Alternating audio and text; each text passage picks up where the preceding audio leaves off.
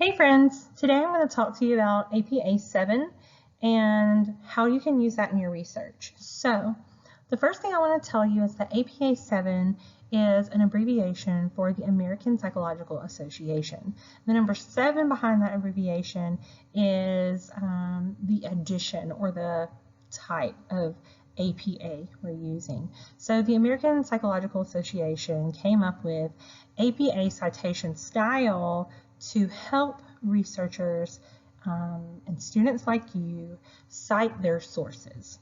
Okay, so when you are doing research, you're going to be getting your information from many different places. And as you get your information from many different places, one of the things that you will want to do is put down where you got your information from. This is called citing. Okay. And APA, the American Psychological Association, has very specific ways that you need to cite your sources. All right, so we're going to go over just the basic format of that. I have also provided you with some little cheat sheets that tell you exactly what to put where in an APA citation, right down to the punctuation that you'll need to use. And I will just say that you'll just need to practice. As with anything else, practice is really important. The more you practice it, the easier it will get, I promise. Okay. So let's talk about this for a little bit first. So why should you cite your sources? Well, when we are doing research, we want to verify that the information that we're using is correct. Okay, we cite our sources so that we can return to our source at a later time if we need to verify that information, or if someone else, like our teacher, for example, needs to verify that information. It is part of our establishing credibility process, which takes us to our next point. So we want to make sure that any sources that we use in our writing are credible and valid. There are a lot of different steps that we will take to determine if something is credible, but the short version of that is that we need to make sure that it is an authoritative source, and what we mean by authoritative is someone who really knows about this, okay? We need to make sure that it is an approved source, and by approved I mean something that your teacher has told you it is okay to use. And then we need to make sure that the information seems accurate and that it has an author, a publishing date, a specific location where it can be found. All of those types of things bring to the credibility of the source. And we'll even talk about how even when you're using web sources, you will need to make sure that you are using a credible website, and you also need to be looking for those things on the website: author, publication date, all of that information you'll need to make sure that you can find on the website. Okay. So the last reason that we're going to talk about why we would cite our sources is in case we need to return to the source. It could be that we need to return to the source to double check information, or it could be that we want to return to the source to find more information on the topic, or it could be that we want to return to the source for some other reason, but we need to be able to return to the source. So we need at least enough, the general idea is that we need at least enough information to return to the source. Okay. All right, so we're just going to go over this one more time. So we're going to verify our facts. We're going to ensure that our sources are credible, and we are going to make sure that we have enough information that we can return to the source if necessary. Okay. Okay, so our goals for researching are that we cite all of our sources, so we make sure that everywhere we got information from, we put it down on paper. Why? We want to make sure that our teachers understand and our readers understand that we're not trying to copy anyone's information, and that we are trying to give credit to where we got the information from. Okay? We're going to follow all of our citation rules, so we want to make sure that we are citing everything properly. Okay? That means we're including all of the information on the annotated bibliography worksheet. We're doing all of those types of things that we need to do. All right. And then in addition to that, we want to make sure that we are summarizing our sources if we are writing annotations on the annotated bibliography worksheet. So we don't want to just copy and paste from the sources, because then we are copying someone else's words. So we want to read the information, process it, and then summarize what we read, so that we are not plagiarizing, okay? And then we're going to provide relevant and accurate information. So relevant and accurate information is information that is true, that is accurate, and that helps whatever we're writing about, okay? And so we're going to look for all of those things when we are performing research. So the next thing we're going to talk about is the APA 7 source sheet. And I want to go over this in a little bit of detail because it can look a little overwhelming when you first look at it. One of the things I want to make sure that you understand, though, is that its purpose is not to be overwhelming, but rather to help you. So if you look at the APA 7 source sheet, it just essentially has the order of information that's supposed to come from the source in like a numbered format. And the reason it's in a numbered format is because that's the order you're supposed to put it when you create the citation. So when you create the citation, the first thing you want to do is list the author. So here we have Joe Dean, okay? And then we're going to put a copyright date, 2019. The title of the source, How to Train Your Dragon. The publisher, or the title of the journal. I just put DreamWorks. I don't even know if that's who made How to Train Your Dragon. I'm just making up a citation. So then volume and issue number, page ranges. So the volume and issue number would be like if it's a magazine and it's like summer issue or volume 12, issue 1 or something like that. And so it looks different in different things. Some books have like volume and issue numbers, some have like edition numbers. All of those types of numbers would go there. So if it was like volume 12, issue 1, it would be 12, and then in the little parentheses beside the 12, you would have a 1 there. Okay, so that's how you would do that. And then you're gonna do page ranges. Like, so if there are pages, you're gonna put pages there. And so if it's like page 120 to 230, you would just put 120-230. And then a URL or DOI.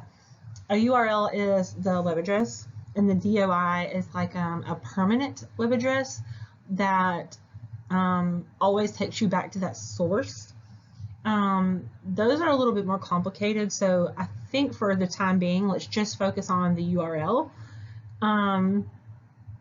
But when we talk about Disqus, 90% of the time, the link you're going to provide there will be a DOI.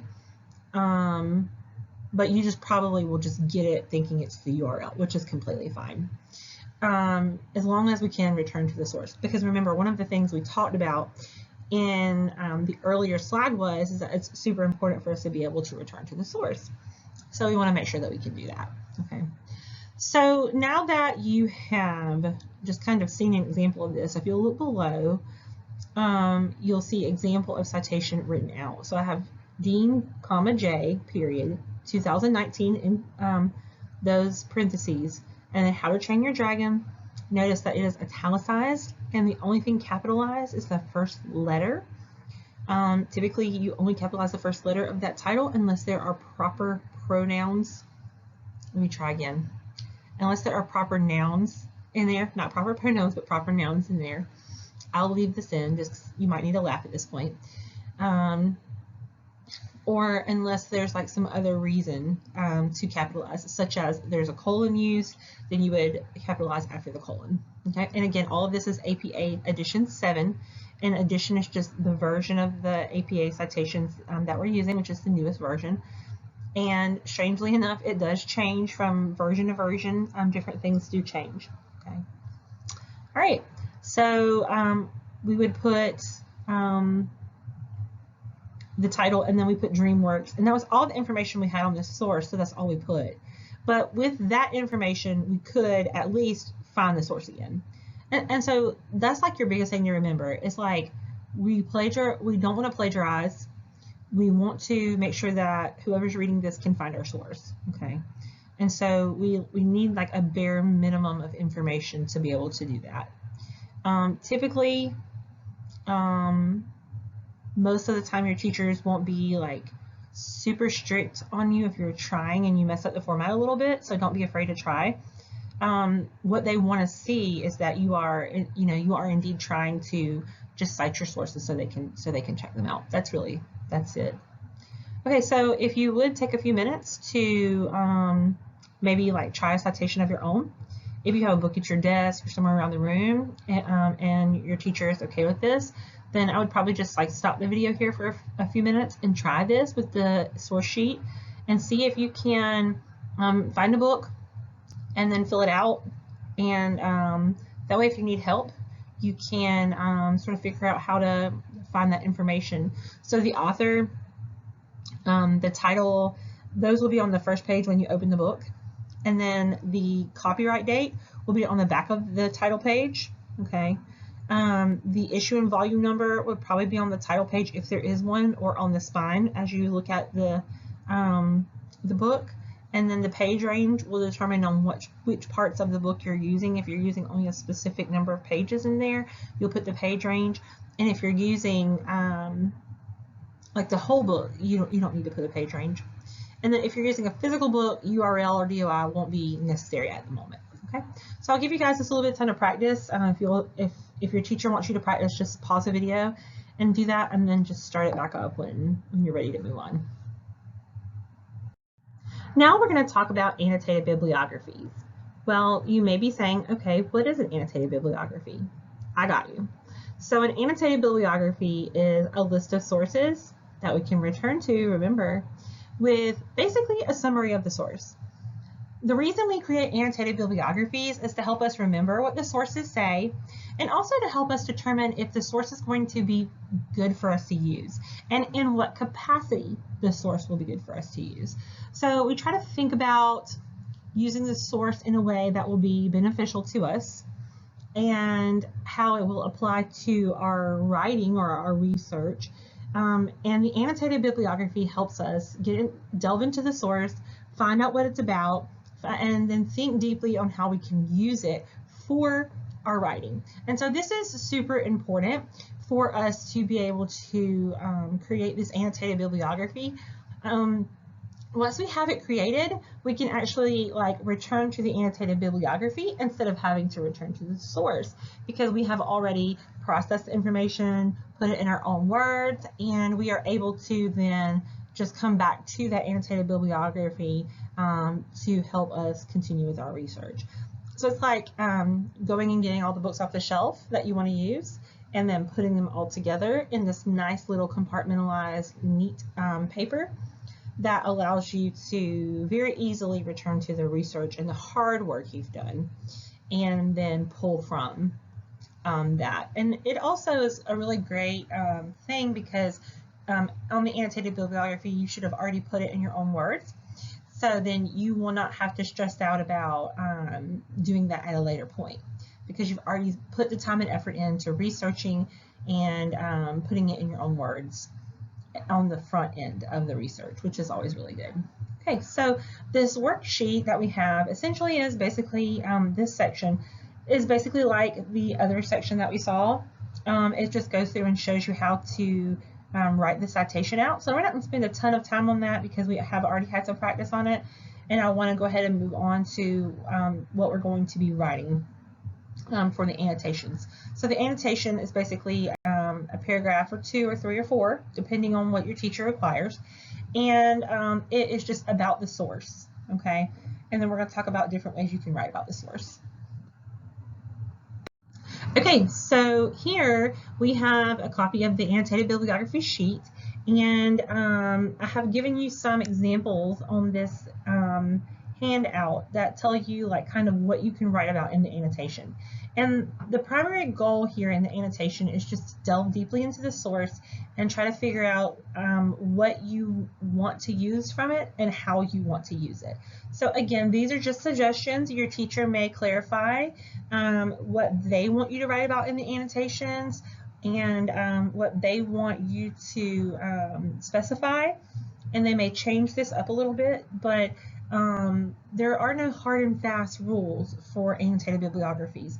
So we kind of have to just adapt those for our needs, okay? So on this example, I have a summary of the article, And basically a summary is just explaining in your own words what the article is about, okay? And then the next section is to provide evidence in your own words. Explain what the author specifically says about the work you're analyzing, and how does the author support his or her argument. So like if the work is argumentative or is supporting a general idea in some way, what are they using to support that argument or that idea?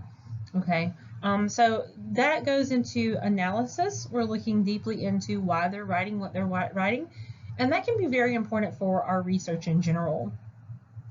So then the next section is to explain how the author's arguments connect to your topic.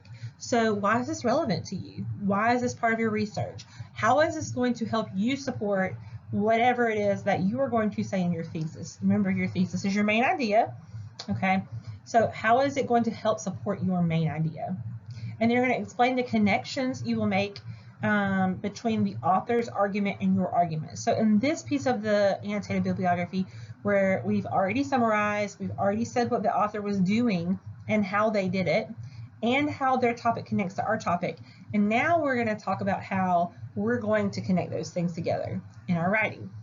And so by using this type of breakdown to be able to make an annotated bibliography, what we effectively do is we are able to separate our thoughts into little categories and then go through the research and determine how we're going to use it and how we're going to use it as supporting evidence for our own ideas. And we're able to make some connections like that. So hopefully that helps. If you're doing the annotated bibliography, it is really good to practice. I don't think there's like necessarily a perfect way to do it. I think that the more you do them, the better you get it with them, and so practice definitely helps. Okay. Again, if you have any questions about this, please feel free to come see me, and I will be happy to help you. Okay, friends, that's all for today. We have covered why you need to cite your sources, how you can cite them in APA 7, and we have also done a brief tutorial on how to write an annotated bibliography. I hope you have an amazing day, and please come see me in the library if you have any questions. Go Rams!